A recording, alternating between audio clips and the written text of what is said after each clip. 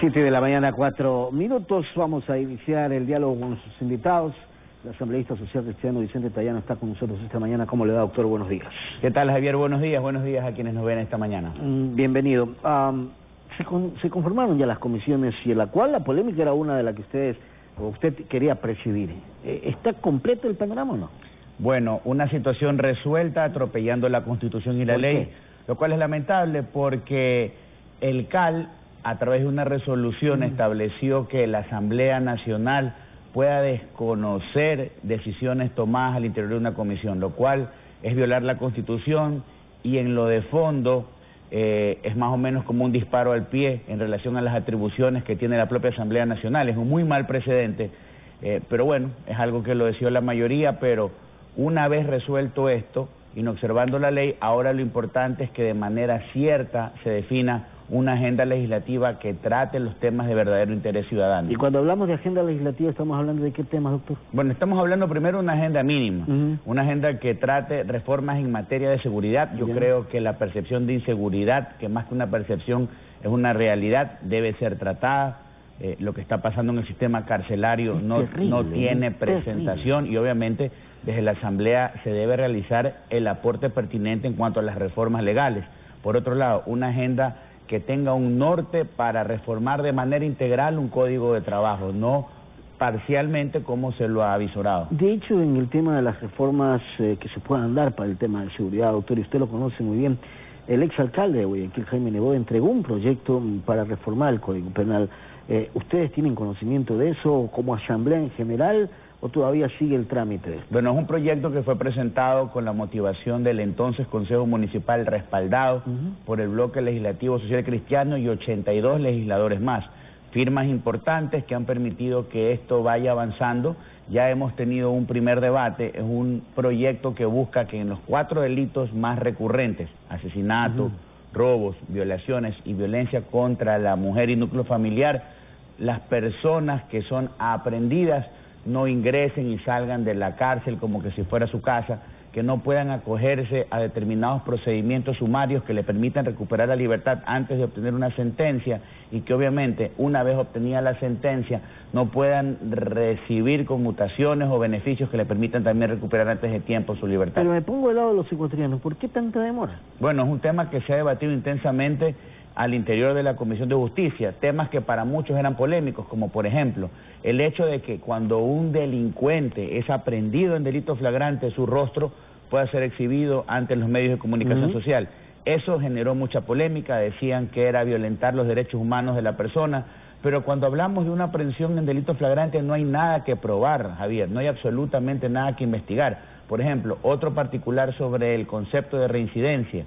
No solo que una persona pueda ser considerada en ese estatus en función de volver a recibir otra sentencia, sino que vuelva a ser apresado cuando ya ha tenido una sentencia anterior, para que no pueda obviamente acogerse a estos beneficios que establece la norma y que le permiten ágilmente recuperar su libertad, temas que fueron muy controvertidos. ¿Pero por qué controvertidos si es una realidad? Porque obviamente al interior de la comisión se abrió el debate y comparecieron juristas, académicos, defensores, entre comillas, de los derechos humanos, pero aquí lo importante, Javier, es que tenemos que priorizar a la víctima, tenemos que priorizar una sociedad que se encuentra diariamente acechada por la delincuencia y lamentablemente estamos perdiendo como sociedad esa batalla. Y en ese camino, mire lo que está ocurriendo con el sistema carcelario de nuestro país. Bueno, es lamentable, yo creo que esta es una crisis que se ha venido generando a lo largo del tiempo y que siempre estos hechos se suscitaron. Lo que pasa es que ahora han trascendido en función de redes sociales, en función de la tecnología, etcétera, etcétera, que ha permitido que esto trascienda. Ahora, ¿qué hay que hacer en este sentido? Primero, debe existir una planificación adecuada. Hay que asignar recursos para lo adecuado, no para construir cárceles, sino, por ejemplo, para que un manejo adecuado del guía penitenciario se dé. Revisemos hoy los diarios importantes del país. Hay testimonios de guías que dicen que no solo que no cuentan con la instrucción adecuada, no cuentan con la dotación adecuada, 5 meses atrasados en sus remuneraciones. Las mafias han tomado el sistema carcelario y es importante volver a voltear la mirada hacia un sistema no solo que tenga cambios en la rehabilitación, sino que verdaderamente haga una clasificación en función de la peligrosidad de quien está recluido. Y esto no es de ahora, doctor, ojo, esto lleva años. No, este es un tema que históricamente se ha dado. Lo preocupante es que hay denuncias claras en función de los negociados que se dan por la alimentación, cómo ingresan celulares, cómo ingresan armas, y las cosas siguen estando allí. Hay responsables, pero más allá de establecer en este momento quiénes han sido los responsables hacia atrás en la línea del tiempo, el país necesita que se exponga un plan de trabajo que tenga un norte, que tenga objetivos, que tenga asignación real de recursos, porque esta situación debe resolverse lo antes posible.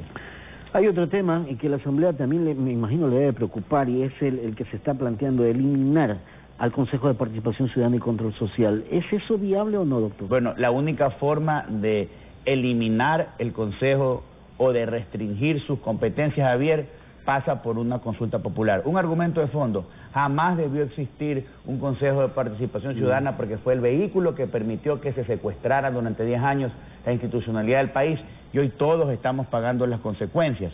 Una consulta popular que puede ser propuesta por el presidente, por la Asamblea o por los ciudadanos, cada vez por los exabruptos de quien hoy lo está presidiendo, sigue tomando fuerza.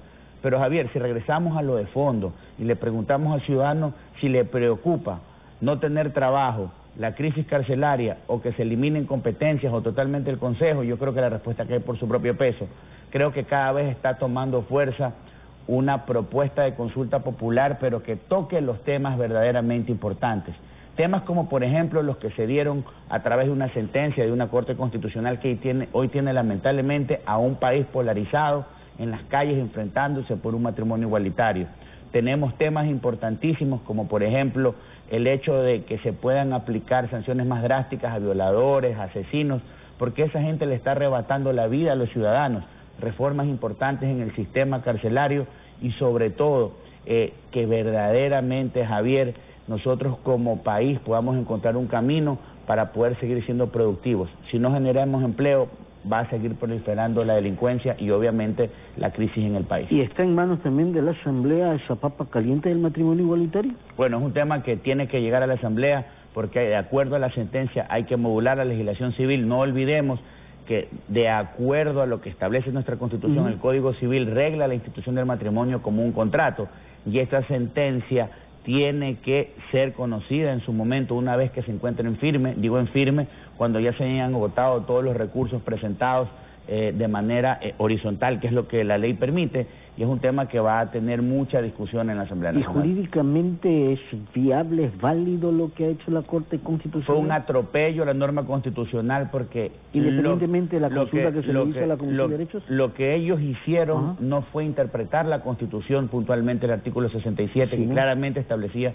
que el matrimonio era una institución que se daba entre un hombre y una mujer, y ante eso no había absolutamente nada que interpretar. Reformaron abruptamente la Constitución, atropellando el procedimiento, y obviamente llegaron a una sentencia que hoy no solo es cuestionada, sino que también sienta un muy mal precedente en lo jurídico, porque mañana, a través de un procedimiento igual, se podría revisar el régimen patrimonial, alteraciones inclusive a la propiedad privada, el sistema económico del país, que está debidamente establecido, al menos de manera general, en la Constitución de la República.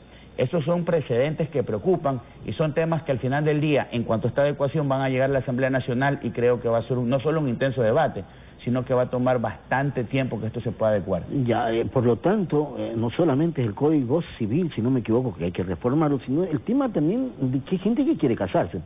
Bueno, y ahí hay que hacer una reforma también, ¿o no? Hacia allá, y de hecho se abre la puerta a una serie de discusiones, porque esto no pasa solo por el tema de la sentencia, que algunos lo vinculan al régimen patrimonial y derechos que se pueden dar. Aquí paralelamente se abre la discusión al ejercicio de otros derechos, como por ejemplo, hablando de la Constitución, el siguiente artículo que establece la posibilidad sobre la adopción. Otro tema que preocupa, porque cuando usted encuentra las posiciones de los actores en este tema, encontramos que es un tema que va más allá del ejercicio de derechos, Javier. Es un tema que tiene una agenda internacional, suprapaís, que está marcada y que en el Ecuador ha ido generando espacios.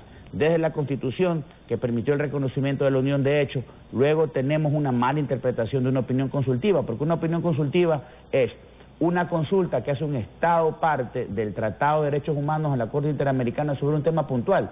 Una consulta que debe ser obligatoria para el que pregunta y para el que responde. Pero no es vinculante. Pero para ese la argumento fue indebidamente tomado como puerta abierta en nuestro país para la Corte Constitucional para llegar a una sentencia de esta naturaleza que en el fondo y en la forma es reñida no solo con la Constitución y el ordenamiento legal, sino también con un país. Una decisión de esa naturaleza, Javier, nunca, jamás debió haber sido tomada por 5 ciudadanos, por más respetables o por más importante tribunal de justicia que este sea. Este es un tema que atañe a la sociedad y a una institución fundamental de toda sociedad, que es la familia.